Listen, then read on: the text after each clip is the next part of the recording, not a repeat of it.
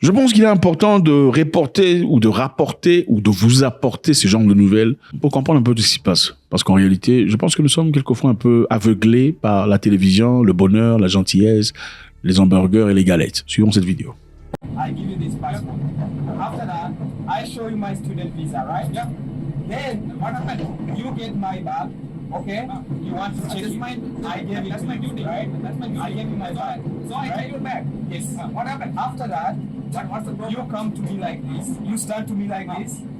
You want to beat me, and you tell me in my ear. When I told you, you told me in my ear that I'm not Indian, right? You are not Indian. Yeah, I know that. That's why I took your passport. That's why I gave you this. That's why I took your passport. And why did you intimidate me? You want to? Why you want to beat me? Have an Indian citizen? Why you want to beat me? You have to Indian. I showed you. What's there? This is open it. Open it.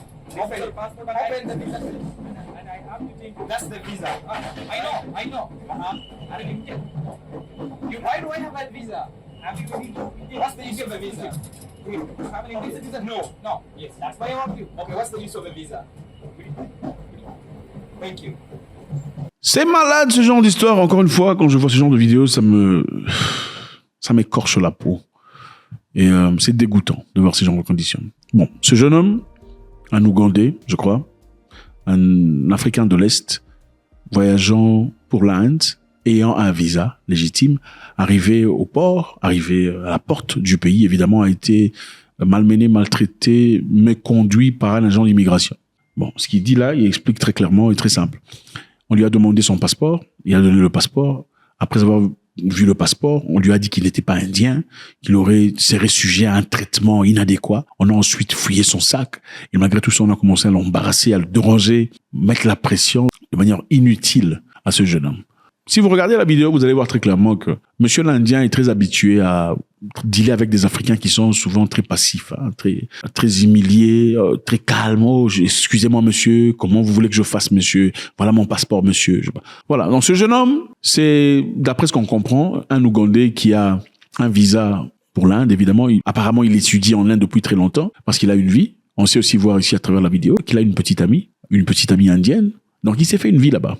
Bon, pour ceux qui ont déjà voyagé, vous savez, quand vous partez ailleurs pour quelconque raison, que ce soit études, travail, ou vous partez en refuge parce que vous aimez être réfugié partout dans le monde. Bref, après un certain moment, vous tissez des sentiments pour le pays, un sentiment d'attachement, vous commencez à vous développer, vous traversez des moments difficiles et cela aussi vous encourage à avoir un sentiment plus ou moins d'appartenance quelque part dans le pays. Alors, on peut voir à travers le courage, le cadre de parole de ce jeune homme, que c'est quelqu'un qui a déjà été en Inde à plusieurs reprises et que c'était peut-être pas la première fois qu'il soit sujet à ce genre de traitement. Bon, la première question est celle-ci. Pourquoi les Indiens vous donnent un visa pour finalement vous embêter à la porte? On se pose la question de savoir. Pourquoi les Indiens vous donnent un visa légitime, un visa après avoir vérifié votre vie, après avoir inspecté votre demande, après avoir lustré, cherché convenablement, correctement, méticuleusement votre vie, pour ensuite vous embêter à la porte? Ça n'a aucun sens. Si vous allez embêter les gens à la porte, il faut les laisser, ne pas leur permettre de recevoir votre visa. Ma deuxième question est celle-ci. Si ce monsieur-là était américain, vous pensez qu'il serait traité comme ça? Qu'on lui dirait, tu n'es pas indien, en train de l'intimider. Toi, qu'est-ce que tu veux montrer? S'il avait un passeport américain, on ne parle pas des Africains américains, on parle d'un Américain blanc.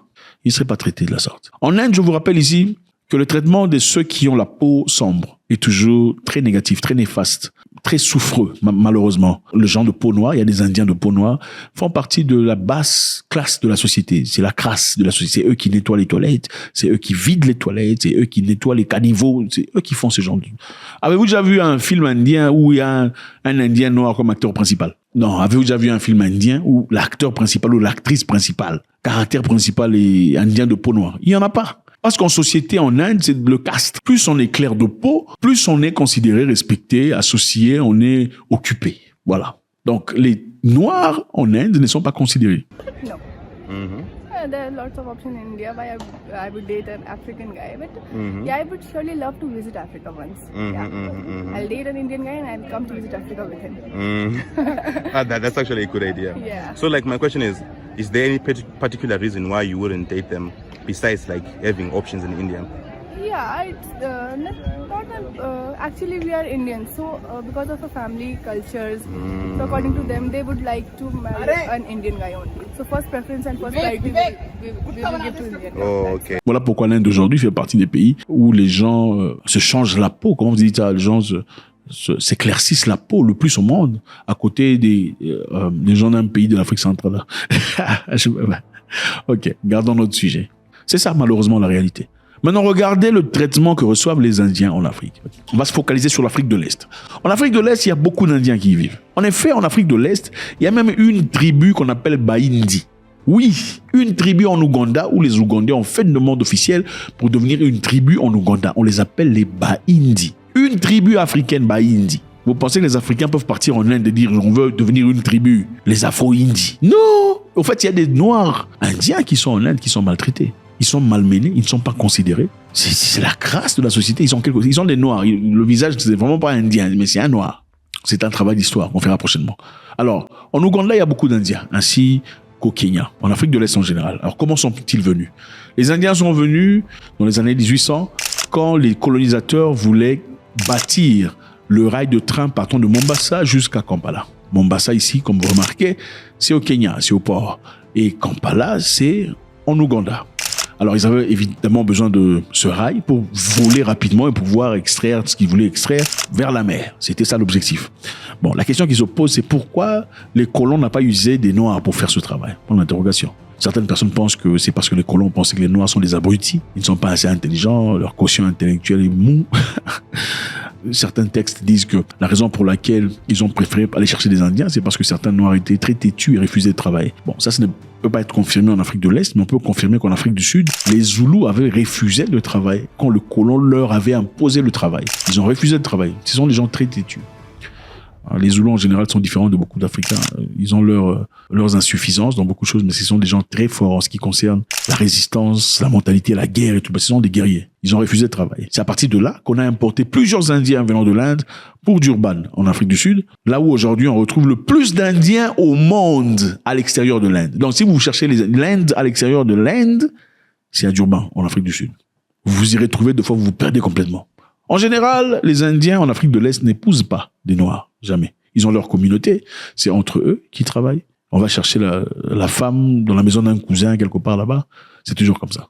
Et la raison pour laquelle on dit ça, c'est parce que les Indiens sont très bien traités en Afrique. Et généralement, ce sont les mêmes Africains qui favorisent les Indiens. Imaginez-vous, comment est-ce que vous serez si vous aviez un petit problème avec un Indien en Afrique? Mais attendez, on va vous chauffer. Ce sont les gouvernementaux qui vont vous chauffer. Quand les Indiens viennent en Afrique, la première chose qu'ils font, c'est chercher une correspondance avec un chef politique. Si c'est pas un chef politique, c'est avec un général de l'armée ou un général de police. Pourquoi? Parce qu'en cas de difficulté, en cas de problème, c'est le numéro de général qu'on appelle. Même s'il tape quelqu'un, injustement, aussitôt que les gens se lèvent pour s'opposer au fait néfaste que pose cet Indien, il appelle le général. Et le général se pointe. Qu'est-ce qui se passe là-bas? Il dissimule l'histoire et l'affaire finie.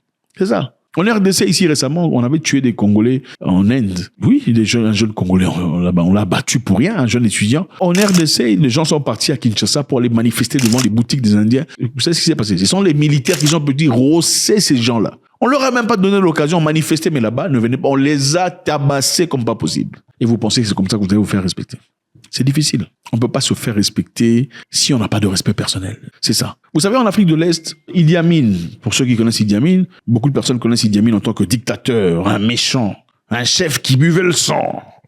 Tout ça, c'est ce que les Européens vous apprennent. En réalité, Idi Amin, l'une des choses majeures qu'il a accomplies, c'est vrai qu'il n'était pas quelqu'un d'excellent en termes d'intelligence occidentale, mais c'est une personne qui voulait l'intérêt de son peuple. Qu'est-ce qu'il a fait? Idi Amin a demandé aux Indiens, il dit, puisque vous êtes ici depuis très longtemps, vous avez vos communautés, mais ce qui me dérange, c'est que pourquoi vous n'épousez pas nos sœurs? Pourquoi nos frères n'épousent pas vos sœurs? Bon, c'est vrai, vous n'épousez pas nos sœurs, mais vous mettez des grossesses, donc vous êtes actifs. Mais comment ça se fait que l'inverse ne se fait pas? Ce n'est pas normal. Comment ça se fait que votre communauté est fermée? C'est-à-dire les Noirs n'y pénètrent pas. C'est une communauté complètement fermée. Vous êtes en Afrique, vous vous appelez Ougandais, mais votre communauté est complètement fermée. Vous n'autorisez jamais à un Noir d'y participer. Pourquoi vos business se limitent entre vous-mêmes si vous êtes vraiment Ougandais? Pourquoi vous ne donnez pas d'opportunités, des capacités, des capacités à ceux qui sont présents? Pourquoi, si vous êtes Ougandais, votre argent est en banque en Angleterre ou en Inde? Pourquoi vous ne le mettez pas dans les banques ougandais? C'est ce que Idi Amin a dit. Il leur a dit, bon, puisque vous refusez de m'écouter, je vous donne 48 heures, prenez vos clics et vos claques, taillez-vous. Sinon, vous allez voir ce qui va se passer. Il n'a pas dit, je veux vous tuer. Il a dit, vous allez voir ce qui va passer.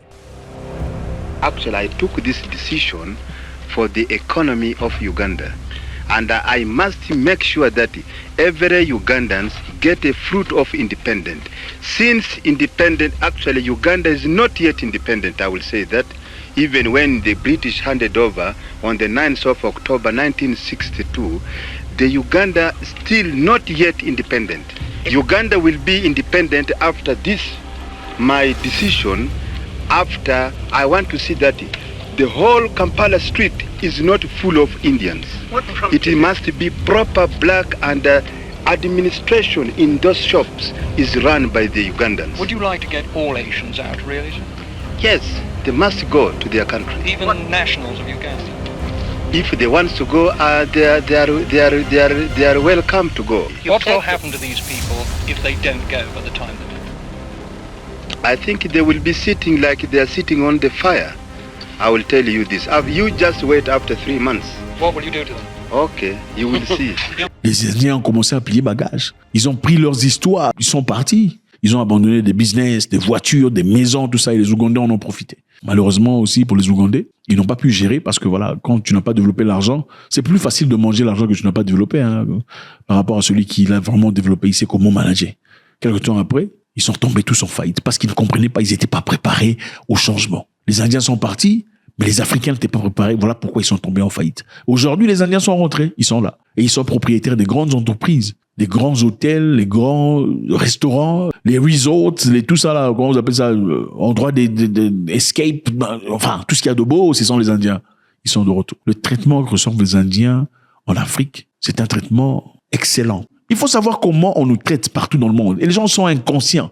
C'est seulement les Africains qui sont « Oh non, il faut pas faire du mal. Oh non, il faut pas parler comme ça. » Ils sont pas tous... Mais comment on vous traite? Même aux États-Unis d'Amérique, pour ceux qui sont natifs là-bas. Tu ne peux pas sortir avec ta belle voiture quand tu as un visage noir. Parce que tu ne sais même pas si tu rentreras à la maison, paisiblement. Voilà pourquoi le monde a besoin de la Russie. Parce que voilà, c'est ça. Nulle part on est toléré au monde. Nulle part. Il faut vous dire la vérité. Il faut regarder les choses pour ce qu'elles sont.